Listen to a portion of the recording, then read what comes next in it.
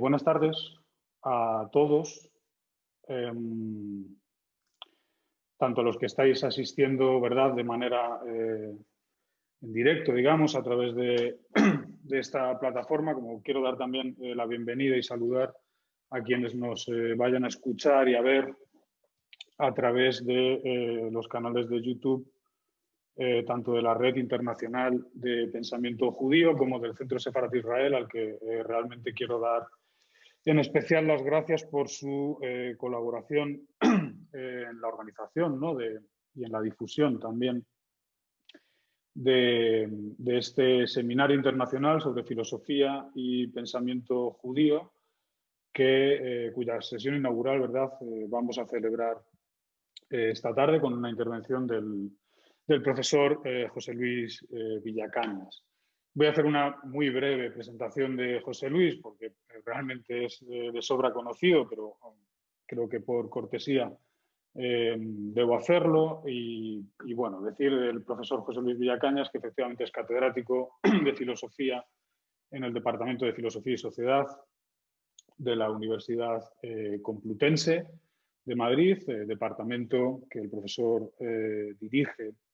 Asimismo, es director también de la Biblioteca Saavedra Fajardo y del Grupo de Investigación Historia y Ontología del Presente, que menciono además porque efectivamente este seminario se enmarca también en este grupo de investigación de la Facultad de Filosofía de la Complutense. Si me pusiera a enumerar, digamos, las publicaciones de José Luis, probablemente no tendríamos tiempo para su intervención, de manera que me voy a referir solamente a algunas de ellas, de los últimos años, que quizá por su temática pueden tener más que ver con este seminario y con la propia intervención de José Luis. Me refiero a libros como Teología Política Imperial, editado en Trota en el 17, si no me equivoco, o Imperio, Reforma y Modernidad, Freud lee El Quijote, por supuesto, y más recientemente Neoliberalismo como Teología Política.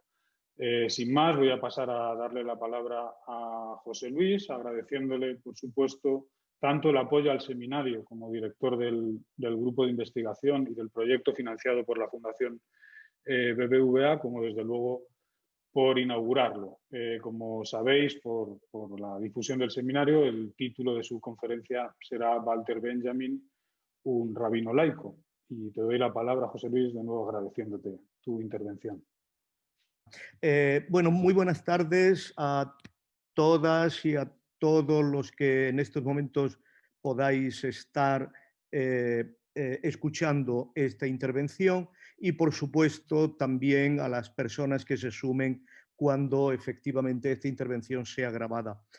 Quiero, ante todo, agradecer de manera muy sincera al Centro Sefarat de Madrid por alojar la difusión y la retransmisión de esta conferencia y, por supuesto, también a Roberto Navarrete, que ha preparado con la meticulosidad que conocemos siempre en él este seminario. Y, por supuesto, pues mostrarme verdaderamente impresionado que me haya ofrecido inaugurarlo. Por supuesto, lo que tengo que decir hoy está íntimamente vinculado al hecho de que estemos hablando en Casa Sefarat. Y desde este punto de vista, muchas de las alusiones, tanto explícitas como implícitas, que voy a hacer están muy relacionadas con, primero, el mundo, en cierto modo, de los sefarditas y, por supuesto, y sobre todo, con el mundo del más importante de sus estudiosos, que es, como todo el mundo sabe, Gerhard Scholem. Cuando hablamos de Walter Benjamin como un rabino laico, solo queremos identificar una contradicción in nuce, germinal, de su posición filosófica. Con ello deseamos trazar un círculo que explique las tensiones de su dialéctica, eso que desde Tiedemann se conoce como la antítesis sin síntesis que caracteriza el pensamiento de Walter Benjamin. Pues en la expresión misma de rabino laico ya se da algo de esa forma que rehúye una unidad. Adicionalmente, esta fórmula es una manera radical de producir extrañeza, de ganar una perspectiva posible sobre su obra de tal manera que podamos distanciarnos de ella. En cierto modo, el título lo que hace es crear un efecto distancia. Solemos leer a Benjamin y colocarlo en órdenes de pensamiento más o menos familiares, ¿no? Desde el punto de vista académico. Pues en la cercanía de Adorno, en la de Horkheimer, en el mejor de los casos en la cercanía de Bertolt Brecht, y a veces en la vinculación esotérica con el neocantismo de Hermann Cohen, ¿no? Eso se debe, en mi opinión, a que tenemos una mirada un tanto extraña del trabajo intelectual, y más concretamente del trabajo intelectual de Benjamin y de la época de Benjamin. Nos gusta percibir una especie de asociación íntima y colaborativa entre autores, una asociación capaz de conformar un frente común, una división de trabajo o algo parecido a un intelectual orgánico. Pero en realidad, las relaciones de Benjamin con las demás personas de su entorno estaban regidas por las respetuosas distancias propias de la cortesía de la época y por el sentido natural de los límites a la hora de invadir la singularidad personal de cada uno. Esto explica, por ejemplo, la falta de expresividad y de patetismo incluso en las horas más terribles de Benjamin. Cuando Adorno, por ejemplo, suplicó a Horkheimer, manténgalo con vida hasta que acabe su trabajo, este es un texto famoso, no parecía estar hablando de alguien especialmente cercano, cómplice del instituto. Y cuando Brecht estalló de ira contra lo que Benjamin pretendía presentar como su materialismo, no parecía vinculado al mismo proyecto intelectual que Benjamin acariciaba. Cuando los vemos jugar al ajedrez juntos en esa famosa foto, no debemos pensarlos como si estuvieran reposando del arduo trabajo de preparar en grupo la revolución mundial. No debemos imaginar a Benjamin enrolado en ningún programa compartido, realista. Si bien es autor que gustaba de programas, no tenemos evidencias de que fueran ideados en cooperación, compartidos en su preparación o colectivos en su ejecución. Yo tengo la profunda impresión de que Benjamin fue un buscador solitario y eso le llevó, aparte de a su solitaria muerte, le llevó a verse y es una cita que quiero recordar, de Solem, del año 1931, en abril, en la cima de la entrega de Benjamin al programa de Brecht, le llevó a figurarse, a verse en el centro, dice la carta, de la posición ocupada en este momento por una pequeña pero importantísima vanguardia, ¿no? Verse así era una figuración producida por su horror a la soledad. Así que cuando hablamos de Benjamin como un rabino laico, ante todo hablamos de alguien que está condenado a estar solo.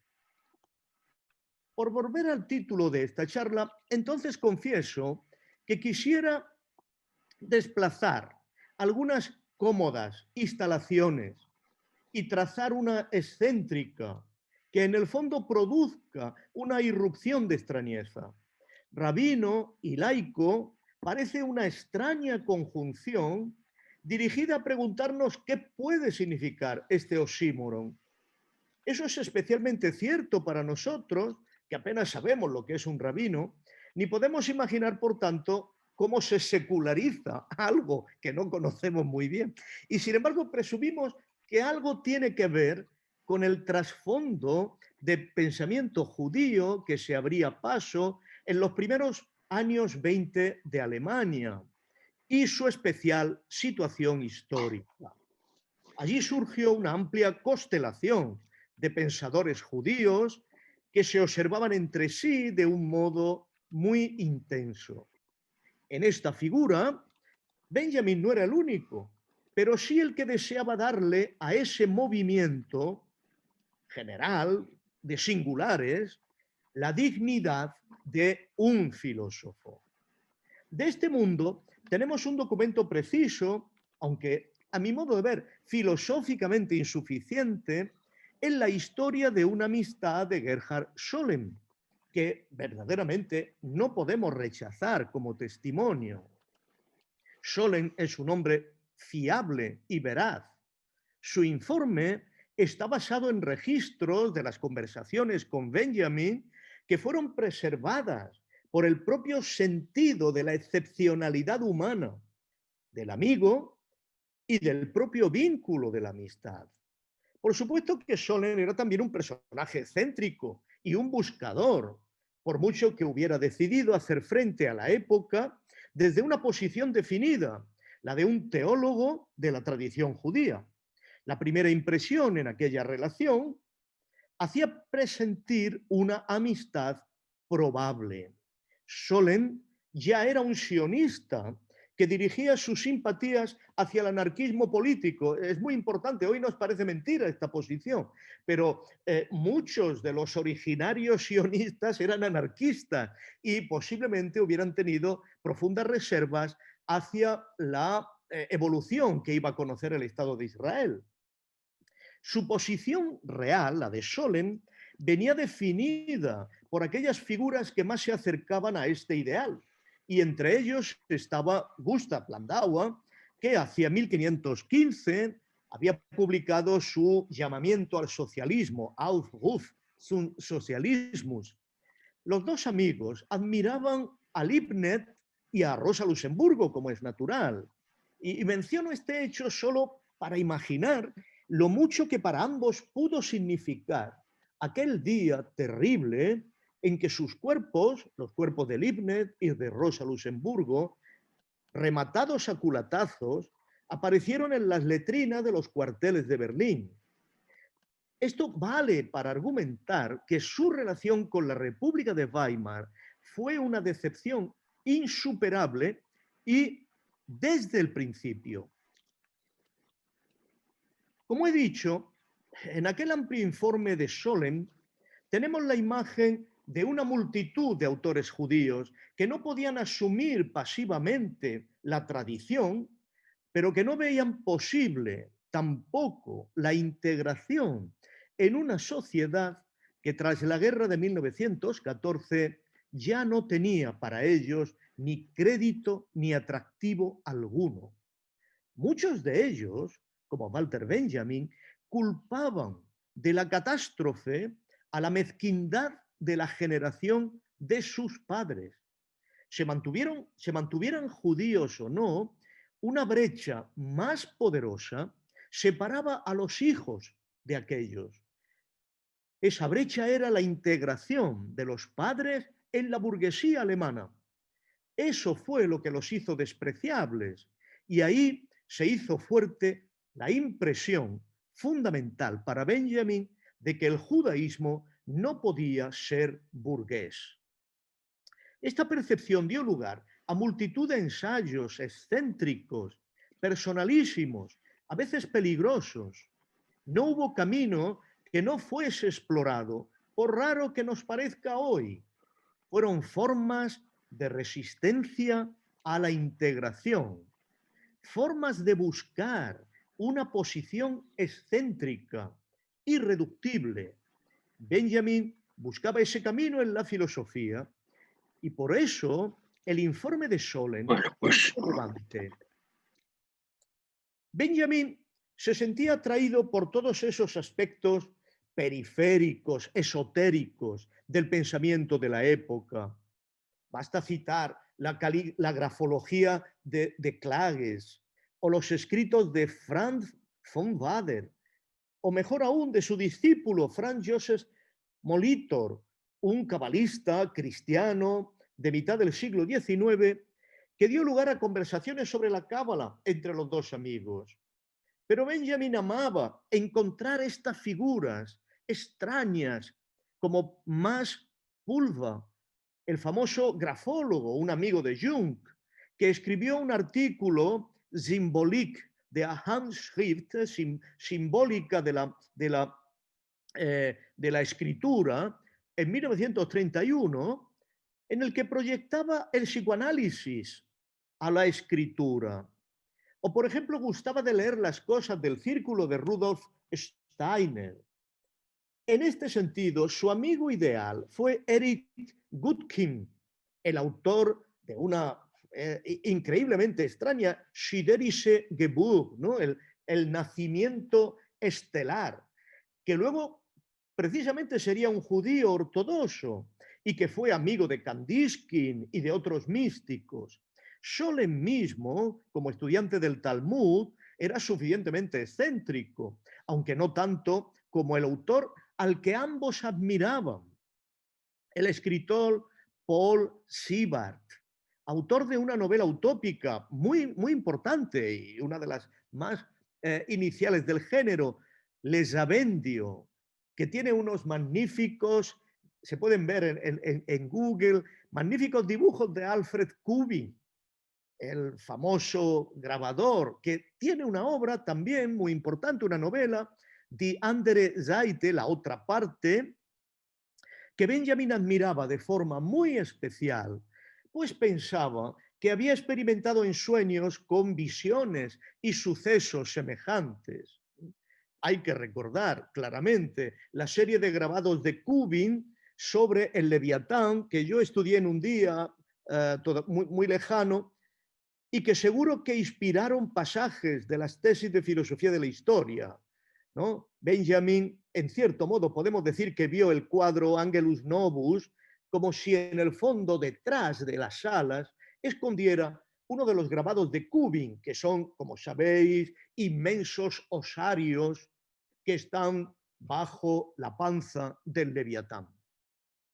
Tengo la impresión de que Walter Benjamin mantuvo la amistad con Scholem porque era un seguro de cercanía respecto de las líneas fundamentales de lo que podía ser una renovada cultura judía impermeable a la integración en el mundo burgués alemán. En este sentido, Benjamin era muy consciente de hasta qué punto Scholem estaba a la vanguardia de esa renovación, tanto por la obra misma de recuperación de la Cábala, como porque era un faro capaz de detectar todas las novedades relevantes del mundo judío de la época. Fue Scholem, por ejemplo, quien le dio a conocer obras como La Estrella de la Redención. Pero es el primer aspecto, el que más me interesa aquí.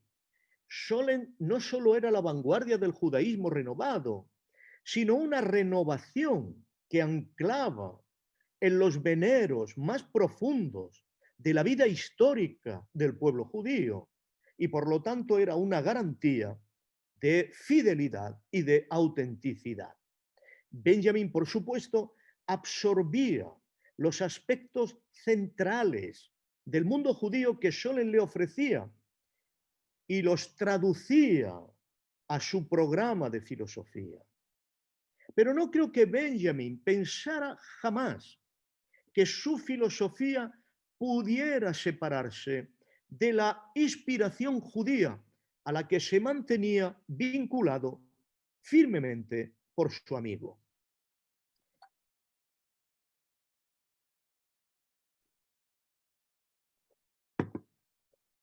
Veamos algunas escenas para ejemplificarlo.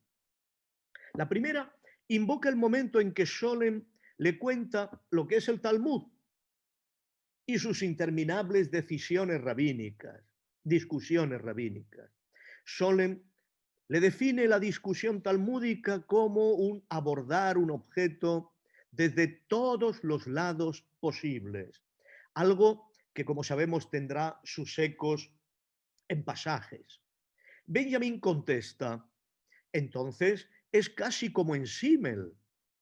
Esta expresión de Benjamin descolocó al amigo que siguió describiendo la vida de su maestro, el rabino Isaac Bleich Rode, a quien define en un momento como muy piadoso, de vida modesta y en absoluto retiro. Benjamin contestó: ¡ay!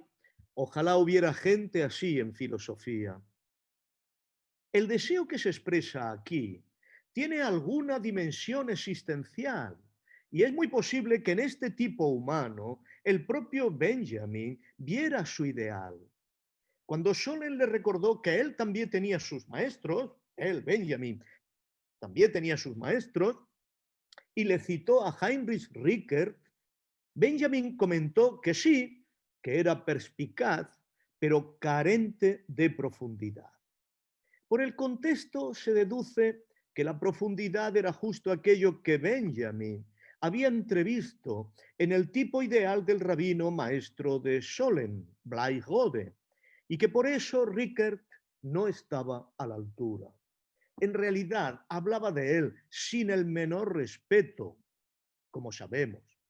En otra ocasión, cuando Benjamin abandonó la búsqueda del sistema que él consideraba como la nueva doctrina y se internó en la práctica del comentario, esto es, cuando ya no trató de proponer una nueva doctrina, una nueva Torá, sino el ejercicio rabínico del comentario respecto de determinados textos, Krauss, Goethe, etc., reconocemos que ese cambio de la doctrina Torá al ejercicio de comentarista fue inducido en cierto modo por el propio Scholem. Eres tú, le dijo en cierta ocasión, el que propiamente debería convertirse en el nuevo Rashi, el famoso rabino muy central en la tradición talmúdica.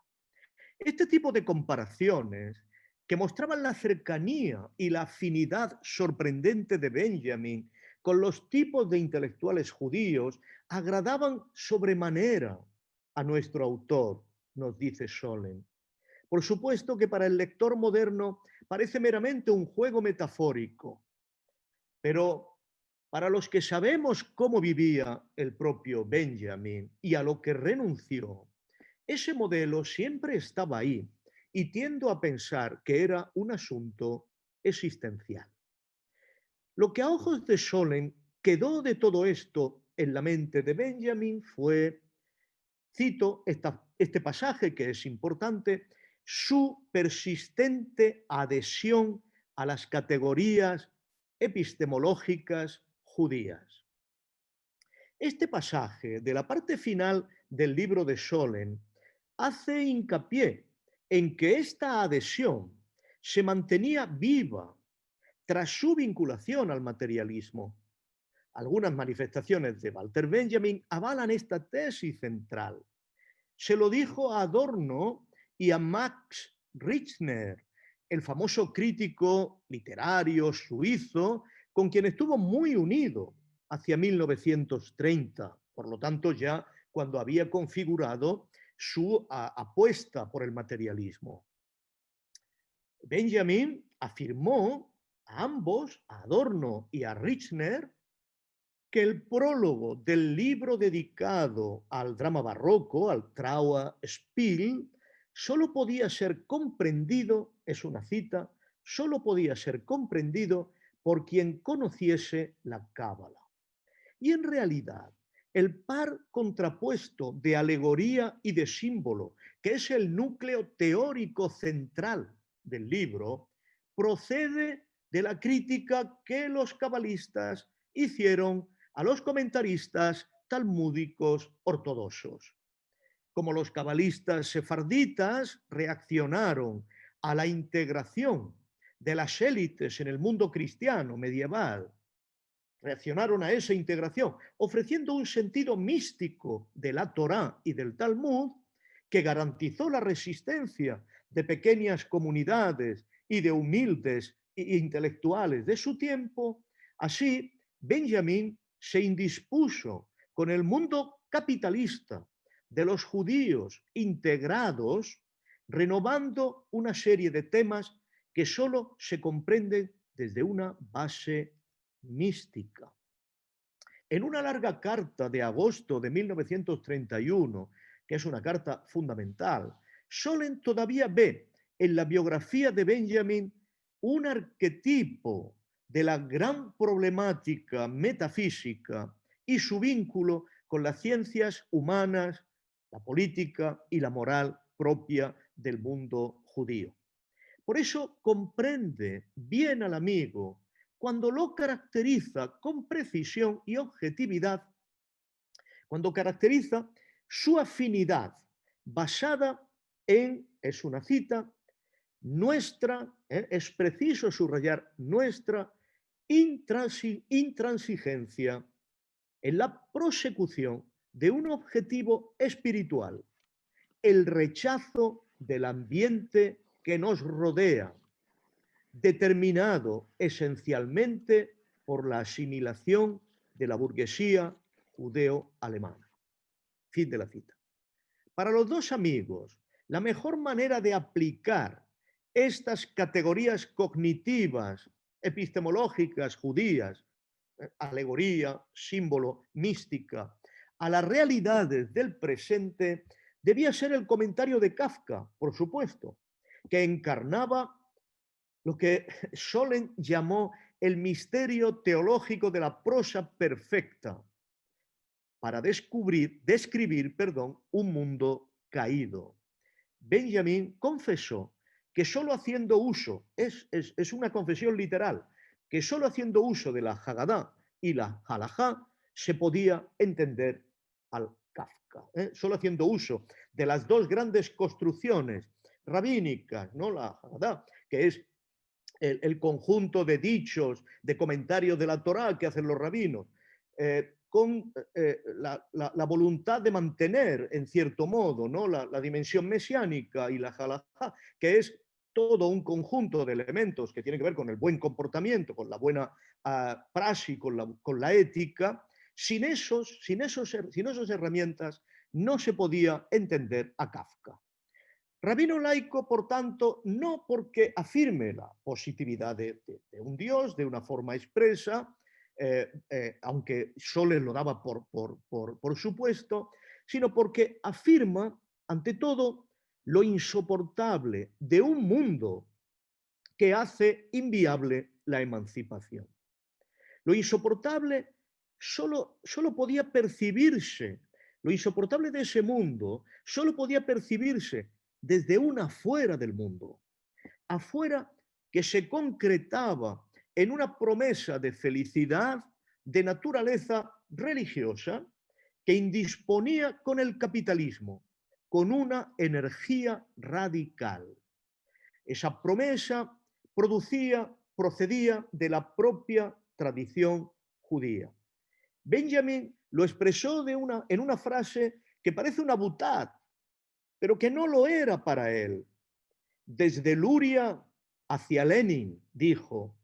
Luria no es aquí, naturalmente, el neurólogo bolchevique, sino el famoso cabalista del Safed del siglo XVI, que, como sabemos, transforma completamente la cabalística ibérica que había crecido alrededor de los siglos XII, XIII, XIV. Scholem habló así del rostro de llano de Benjamin, Luria, Lenin, y supo identificar que esa contraposición era justo lo que le daba su fuerza y su vitalidad. Por lo demás, el propio Benjamin propuso la imagen precisa de esa dualidad, que era aquel enano de la teología y el muñeco automático de la dialéctica materialista que él movía desde dentro. En todo caso, como sabemos, de este vínculo permanente con la otra parte, con otra parte de la afuera. Y no debemos olvidar que la otra parte, ese mismo concepto de otra parte, es un elemento central del pensamiento cabalístico desde el libro del Zohar, que es el gran libro de la cabalística ibérica, que por lo demás fue retomado por Kubin como el título de su única novela. De este elemento central surgió una figura, de toda esta síntesis, surgió una figura intelectual que no tiene parangón, que es extraña con todo lo anterior y con lo posterior, y que no se puede disciplinar con relaciones más o menos cercanas con otros pensadores o escuelas. Ante todo, ese vínculo, esa síntesis, ofreció a Benjamin un sentido de su propio destino.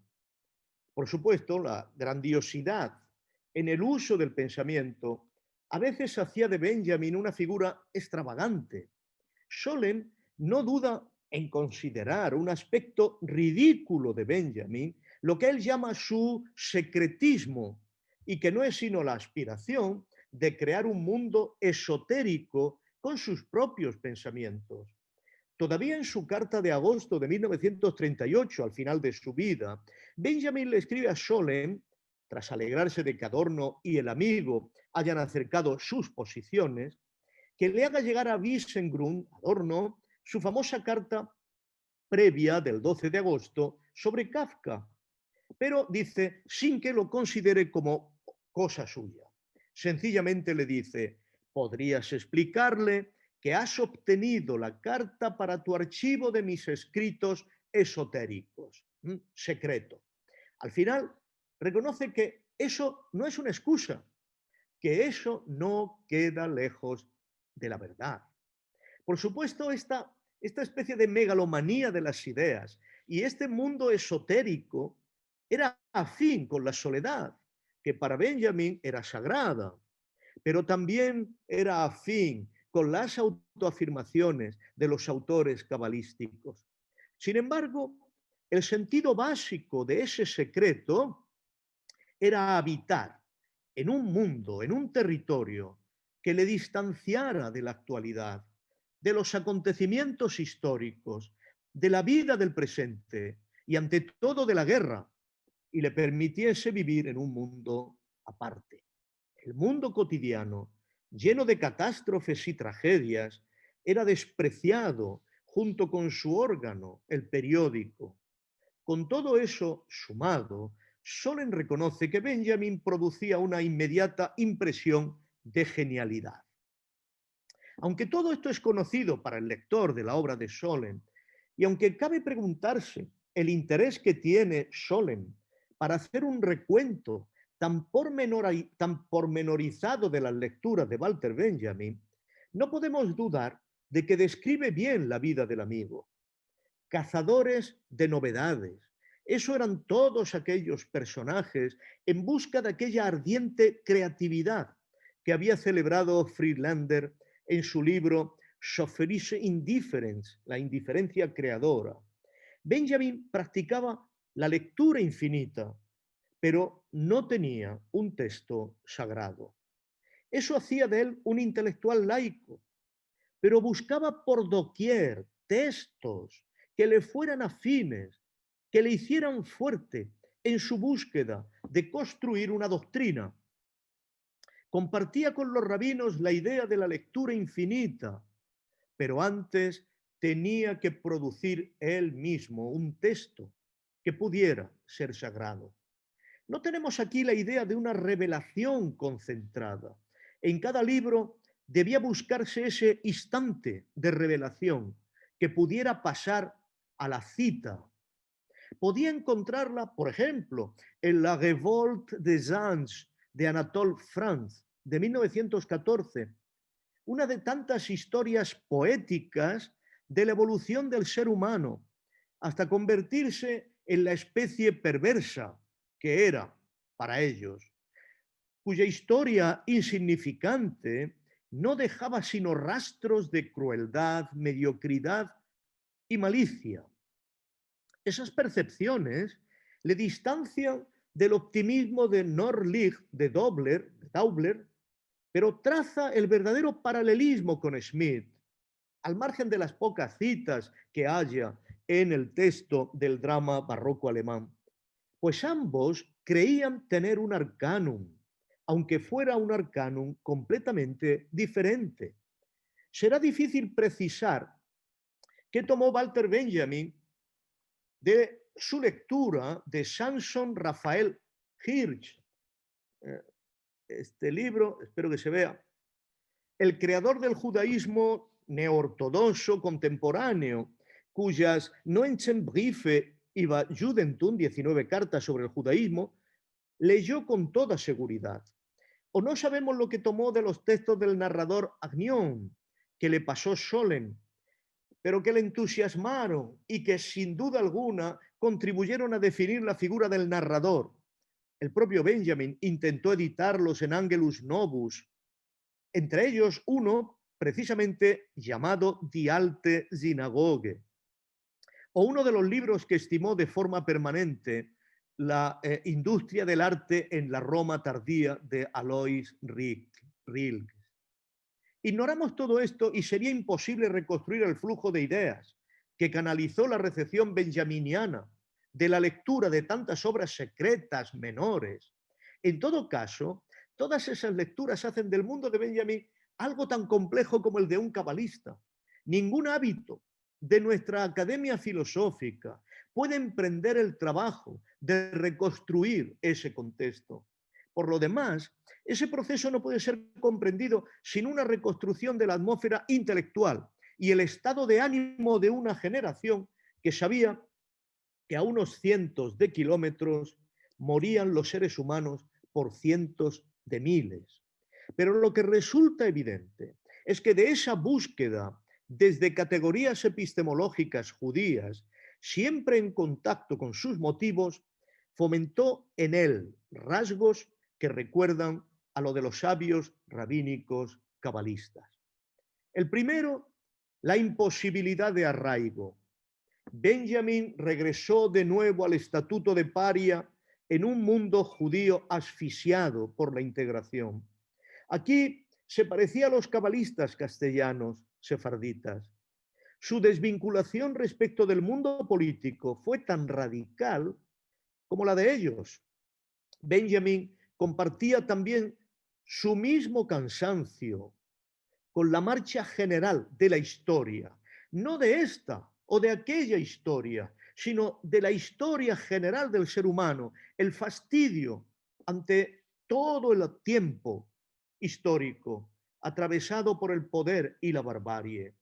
Los cabalistas percibieron que un segundo curso de sucesos conectados con la divinidad, no alegóricos, conectados con la acción de la divinidad, se tejía tras el curso mundano entregado al poder y la violencia.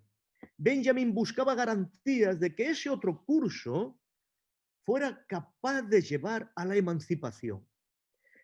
Como lo dice la frase que anotó Scholem en su diario sobre Benjamin, el espíritu de Benjamin gira y seguirá girando mucho tiempo aún alrededor del fenómeno del mito. Es realmente su oposición radical, aparte de otras contingentes coincidencias con Nietzsche.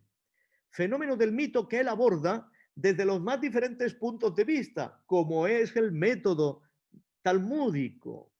Así lo aborda desde la historia, para lo cual parte del romanticismo, desde la poesía, a partir de Hölderlin, desde la religión, a partir del judaísmo, o desde el derecho. Si alguna vez llegó a tener, dice Scholem, una filosofía propia, me decía, es una confesión de Benjamin, será de alguna manera una filosofía del judaísmo. Eso implicaba conectar de nuevo el mundo con la esperanza mesiánica. Para avanzar un poco más, deberíamos preguntarnos si esta afinidad general con lo inactual, lo extemporáneo, lo excéntrico, lo no histórico, como una posibilidad de irrupción del tiempo mesiánico, encerraba algún elemento más que pudiera caracterizar a un rabino. Ya Jerusalmi, en su libro Zahor, que recomiendo con muchísimo interés, recordó la específica relación con la historia que caracteriza el pensamiento judío y que se cumple plenamente en Benjamin. Cito a Jerusalmi. Aunque el judaísmo, a través de los tiempos, estaba absorto en el significado de la historiografía misma jugaba, en el mejor de los casos, un papel ancilar entre los judíos y con frecuencia ningún papel en absoluto.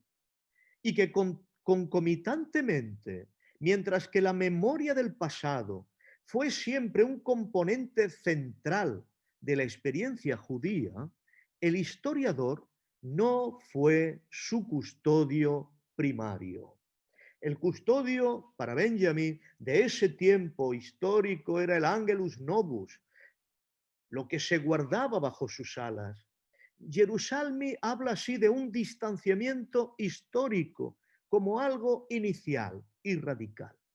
La tensión más propia es que todo el pensamiento judío está volcado a identificar sentido de la historia como un todo y sin embargo no hay narración histórica como tal porque lo que verdaderamente constituye su interés está fuera de la historia. Creo que esta tensión es la central en Benjamin.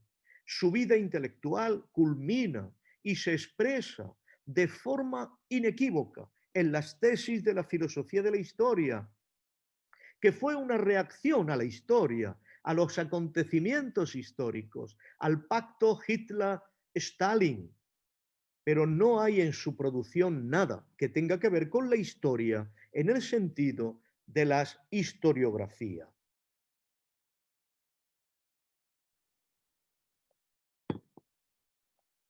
Estas intuiciones, fijadas en las tesis, nos hablan de una indisposición radical contra la historia del poder, la historia natural, el eterno retorno de las justificaciones de la legitimidad, del mito y del derecho.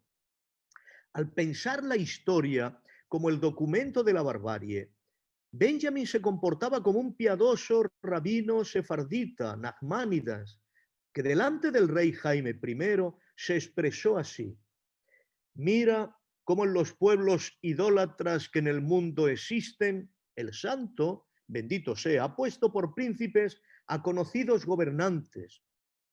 Todos ellos caminan tras sus dioses y todos ellos derraman sangre y hacen la guerra, roban, saquean, fornican, intervienen en toda clase de actos perversos y acrecientan su poder de hacer el mal. Eso, ¿no? Esto se puede ver en el libro tan fundamental para ver ahora de Bayer, Historia de los Judíos, en la página 198 del primer volumen. Eso, que todos fueran detrás de sus dioses haciendo violencia, eso no lo había cambiado Cristo y era la señal específica a ojos de estos sabios judíos de que no era el Mesías. Al contrario, añadía Nachmanides, los cristianos han vertido más sangre que los demás pueblos. Y por eso le recomendaba a Jaime prepararse para la guerra continua, inevitable. La montaña de cráneos que se amontona bajo las alas del ángel de la historia ofrece la condensación del sentido central de esta alegoría, suficiente para mostrar el sentido del tiempo. La trascendencia estaba asociada a su mesianismo, desde luego, en un juego de dualidades que no podía ser concretado en símbolo alguno. Eso hacía difícil la formación de un texto sagrado, claro, y obligaba a replantearse el sentido de aquellos textos que debían pasar a cita en el gran texto profano que debía mantener la memoria de la redención y de la emancipación.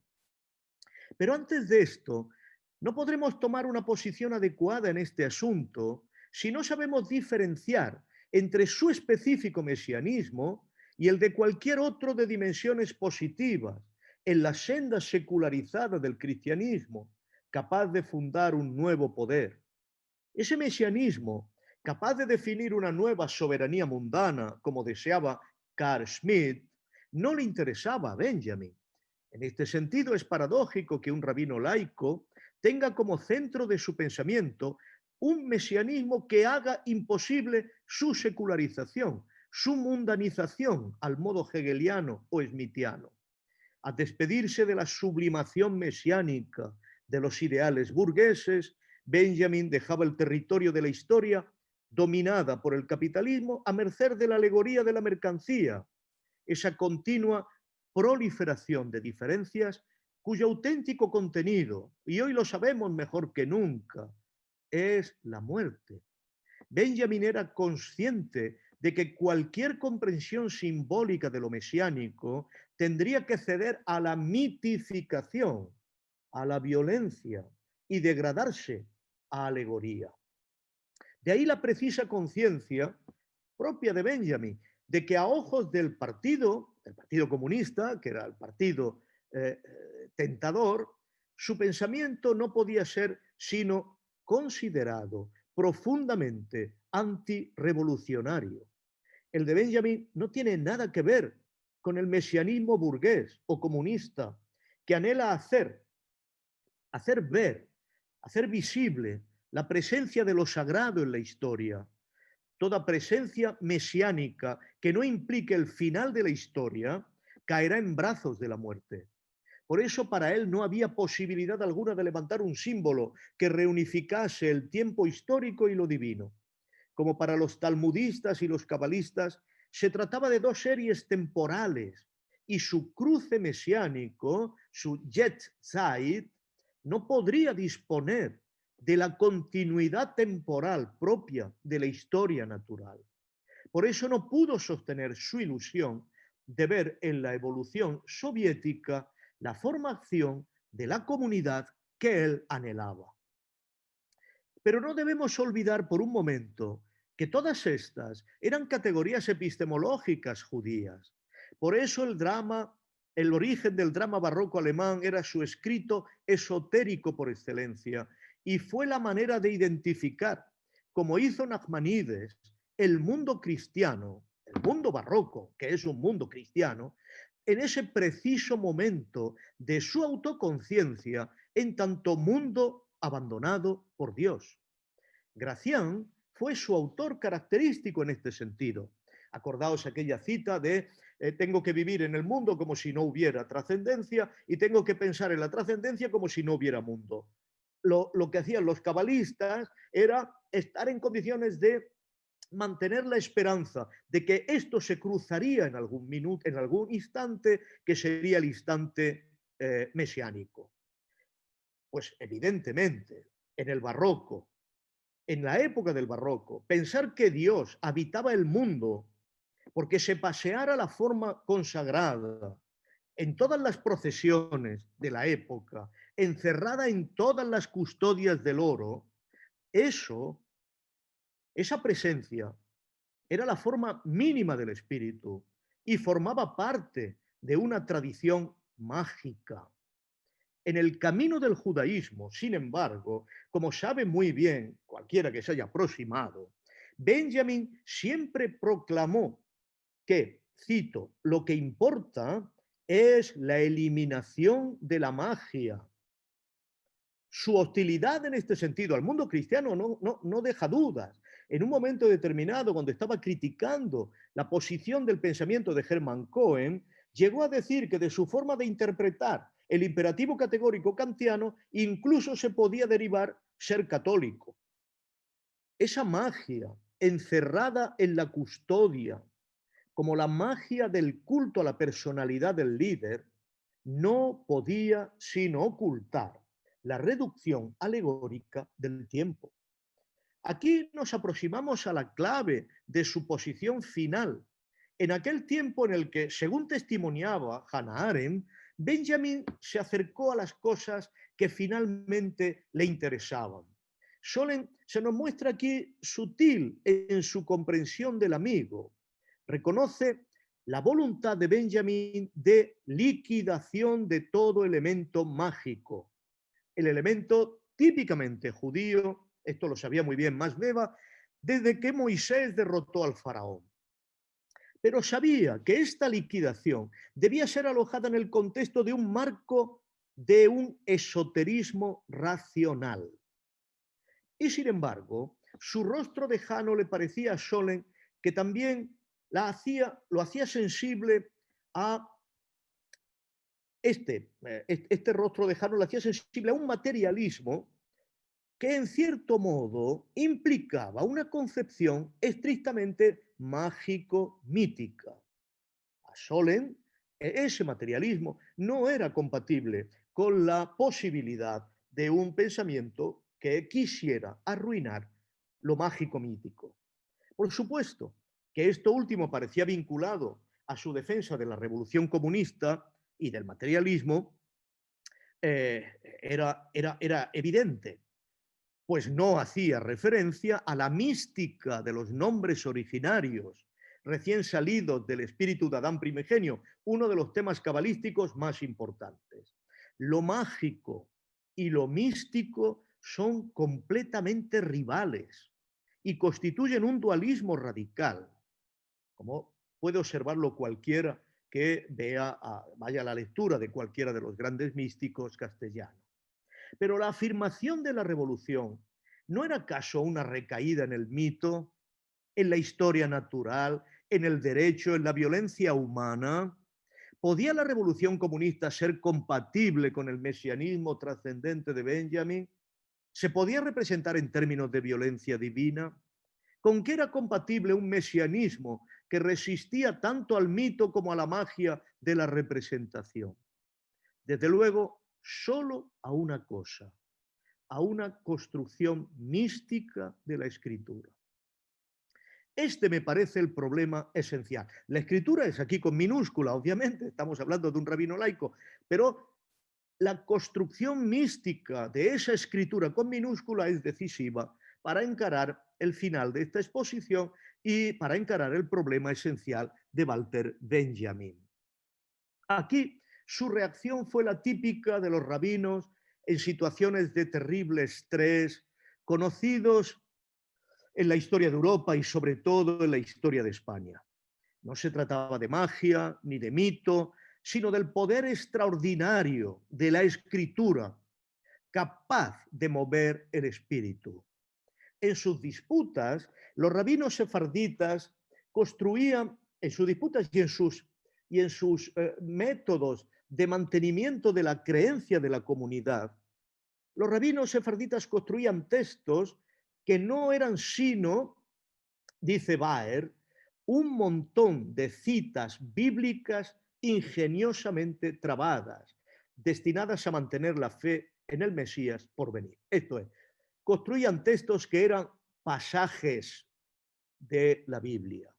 Baer da ejemplos de estos escritos de forma continua. Quien quiera puede ir al volumen segundo en la página 482 para ver algunos de ellos.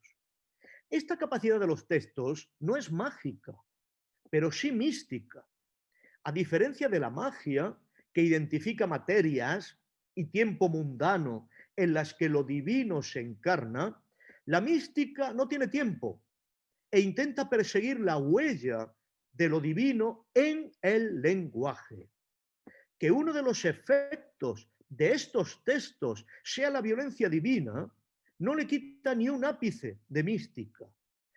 Sin duda, todo está relacionado con la promoción de los medios limpios, de los que luego habló Hannah Arendt, y después de todos ellos, utilizó Habermas para hacer la estructura misma de su ética de la acción comunicativa.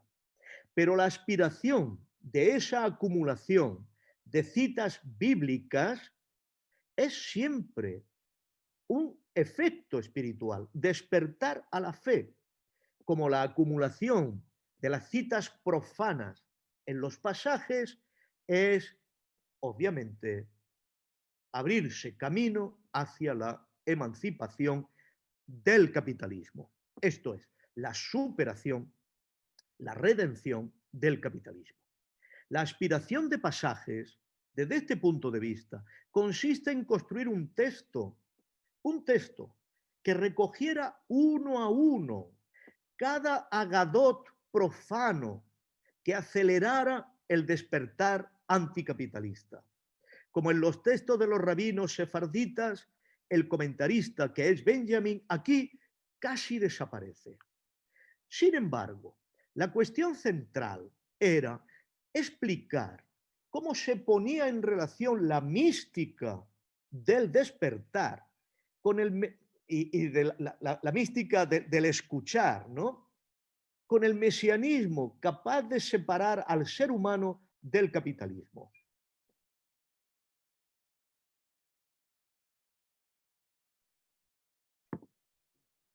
¿Qué albergaban todos esos textos que Benjamin recoge?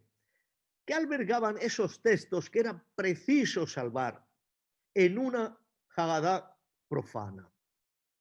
Esa mística es, por supuesto, la que despreciaba Brecht, que maldecía de la tendencia a, cito, judaizar de Benjamin. Uno de los biógrafos nos dice que Brecht no veía compatible nada de eso con su proclamado materialismo, una valoración en la que, por supuesto, no estaba solo. La clave era que, por algún sentido, ese conjunto de los textos podría despertar a la redención, no tanto anticiparla, sino mantenerla como expectativa. En suma, el mundo de la alegoría era la revelación de un modo inmisericorde. Describir ese mundo inmisericorde era el arte de Kafka. El papel de comentarista de Benjamin de esta dimensión inmisericorde de una revelación negativa no podía ser la tarea definitiva. La cuestión era si había testimonios dotados de un sentido suficiente y capaz de alojar en los textos un sentido de redención. Y esto, sobre todo, entendido como un separarse de la magia del capitalismo. El modelo de este sentido espiritual de los textos era ciertamente la Cábala. Benjamin gustaba ver el mundo como si cada día trajera su descubrimiento, obvio. Esto permitía mantener la intensidad de la vida propia de la infancia, infancia que siempre es, obviamente, la simulación del paraíso. Si uno lee las cartas que Stefan, apenas un niño de meses, escribe a Scholem, y que de hecho, obviamente, son las cartas del propio Benjamin, puede comprobar conmovido, de una forma incomparable, que ese era el mundo más íntimo de Benjamin. Ese era el mundo que se debía descubrir, alojado siempre más allá de las realidades burguesas cotidianas. Esa persecución de lo invisible propiciaba en Benjamin una devota entrega a lo espiritual, a la manera de un maestro de las escrituras, dice Scholem, que anduviese perdido en otro mundo a la búsqueda de su escritura. El resto no contaba. Si Benjamin, según su amigo, evadió el cinismo, fue como consecuencia de esa búsqueda. Y esto es lo importante. El sentido místico no se podía separar de una experiencia real, parecida a la experiencia de la infancia. Como la Cábala no se podía separar en su sentido místico de la experiencia real histórica del pueblo de Israel. Esta idea de experiencia también forma parte de Benjamin como un rabino laico. De ahí la centralidad de la narración en este momento. Siempre se trataba de ser capaz de fundar una experiencia absoluta, la base de una filosofía que fuera más allá de la experiencia de calidad propia, de calidad inferior propia de Kant y de las decepciones definitivas de su reducción por parte de Cohen a experiencia científica. Esa experiencia, por supuesto, no podía ser llenarse de Dios, como la experiencia de los místicos cristianos más triviales. Debía ser más bien abrirse a una alteridad radical respecto de lo dado, el mundo de la mercancía. Era más bien despertar como si todo lo que se tiene fuese una sombra onírica. No tanto identificar positivamente lo divino, sino recuperar el mundo intacto intacto, intocado por el capitalismo y la violencia política. Su indisposición con Adolf Harnack es uno de los elementos que le acercan a Weber, nos sugiere que esta doctrina no podía reconciliarse con el cristianismo. Dios siempre aparece como el centro inaccesible de una teoría simbólica negativa que, sin embargo, nos permite captar el mundo en su integridad, que hace de cada cosa un fin en sí mismo y no un medio de circulación, un medio que está dentro del circuito mercancía, dinero, mercancía. Rabino laico porque primero deseó una nueva doctrina, luego una nueva colección de comentarios talmúdicos, una especie de Mishnah que diera lugar a un comentario infinito y finalmente porque quiso construir una colección de textos cabalísticos cuyo sentido podía mantener una huella del despertar y con ello la promesa de una redención de la humanidad. Ese fue el sentido de los pasajes, ese arca de Noé en el que se debía preservar todo texto que mereciese ser salvado del diluvio nazi. Ese fue el motivo de su resistencia contra los perseguidores, el que le exigía quedarse en París hasta última hora, hasta que fue demasiado tarde. Ese fue un gesto de vida piadoso, ese fue un gesto de viejo piadoso que no tiembla a perder la vida por seguir su sentido de la escritura. Diré algo de esta intencionalidad del texto de pasajes. Como sabemos, la dimensión que podía llevar a la superación del tiempo histórico y al despertar está relacionada con lo que Benjamin llamó una imagen dialéctica. Tenemos en mente los textos en los que Benjamin expone esta tesis. El procedimiento, sin embargo, es completamente rabínico, como vamos a ver. Hay un pasaje en el libro de Scholem que me resulta central. En él desea criticar la forma de la construcción poética de Brecht. Scholem le acusa de que el dramaturgo todo va a parar en una manipulación revolucionaria en el seno de lo finito. La imagen dialéctica no puede ser esto, una manipulación en el seno de lo finito para tecnificar la revolución. No trasladar una constelación histórica del pasado al presente, no proyecta el drama de Galileo al hoy, ni hace que de nuevo circule una madre coraje con su carro de buhonera por los campos de la guerra. No es que alguien jure como los gracos en el presente. No existe imagen dialéctica si no se frena el sentido del progreso, si no se detiene la circulación mercancía, capital, mercancía, si no se evade uno de las garras del capitalismo, si no se pone fin a la circulación de la alegoría. Si no trae una noticia de la redención, no hay imagen dialéctica. Pero ¿cómo una imagen puede preparar la irrupción mesiánica? Por supuesto, si no es una burda transferencia, una transposición, una manipulación técnica, no es un collage, no tiene una dimensión técnica detrás. Incluso este hecho tiene sus antecedentes en las prácticas rabínicas y dieron lugar a la comprensión alternativa del tiempo que subyace al pensamiento cabalístico. Las transposiciones de imágenes pertenecientes a tiempos diferentes, cuyo cruce produce chispas para comprender un sentido nuevo del tiempo, capaz de romper su continuidad, el tiempo de la actualidad. Todo esto no es parte de una técnica surrealista ni expresionista. De nuevo, Jerusalén nos ayuda aquí. Parece que los rabinos juegan con el tiempo como un acordeón, expandiéndolo y plegándolo a voluntad con un anacronismo desenfadado y aparentemente inconsciente, dice en la página 19 de Zahor. Aquí las épocas dialogan entre sí, superando las barreras del tiempo que dejan atrás la irreversibilidad. Un texto que lo ejemplifica es este, texto rabínico. Moisés fue a la academia del rabí Akiva y se sentó 8 filas atrás de los discípulos.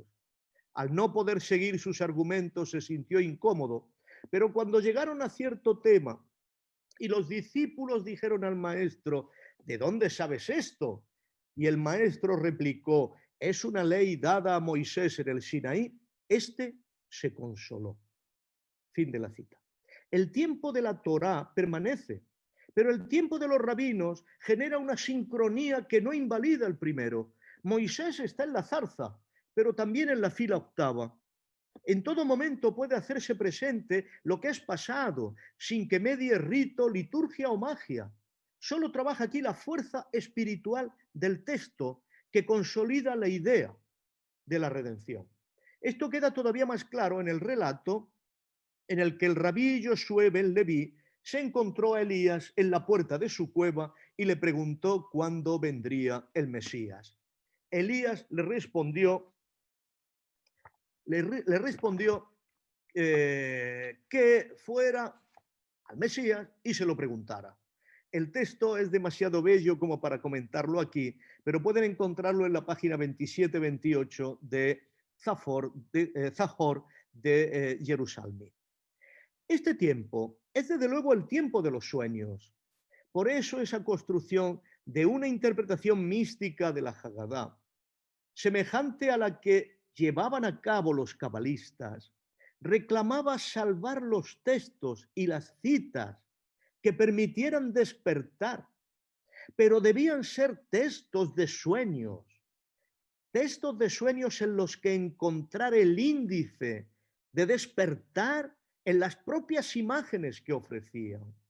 No quiero decir que este asunto no esté afectado por el surrealismo, pero insisto en que el tratamiento de los sueños para producir despertar es una guía que caracteriza la específica interpretación de los sueños de Benjamin y que por eso quedó ciertamente decepcionado de la obra de Freud.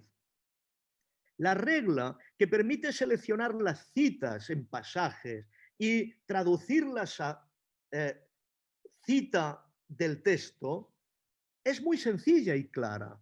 Nunca un sueño presenta imágenes tan vívidas como en el instante anterior al despertar.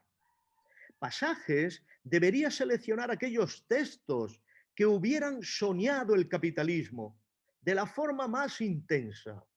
La éfrasis de esas imágenes de los sueños mantenía algo de la fuerza interna que esos sueños portaban en sí mismos, porque llevaban incorporada la temporalidad inminente del despertar a un mundo en el que la fascinación del capitalismo ya no existiera. La dialéctica de la imagen, acabo de momento, la dialéctica de la imagen es la de albergar. La dialéctica de la imagen es la de albergar por su intensidad misma la necesidad de despertar, de superar la imagen. Y de eso queda una huella en los textos que la describen. La imagen no es salvadora, no tiene fuerza mesiánica, solo presenta la capacidad de autotrascenderse en el texto, en escritura que prepara la redención, porque prepara el despertarnos a un mundo en el que la fuerza mesiánica misma nos separa de las representaciones alegóricas de las cosas, reducidas a mercancía.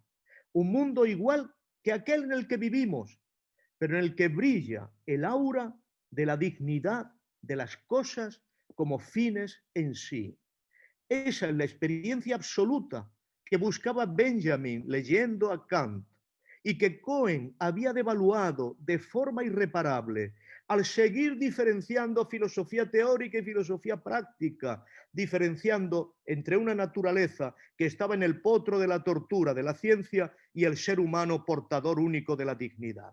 Benjamin dejó atrás este mundo kantiano, pero nunca dejó de admirar la prosa de Kant, dotada de una precisión propia de la escritura filosófica. Muchas gracias.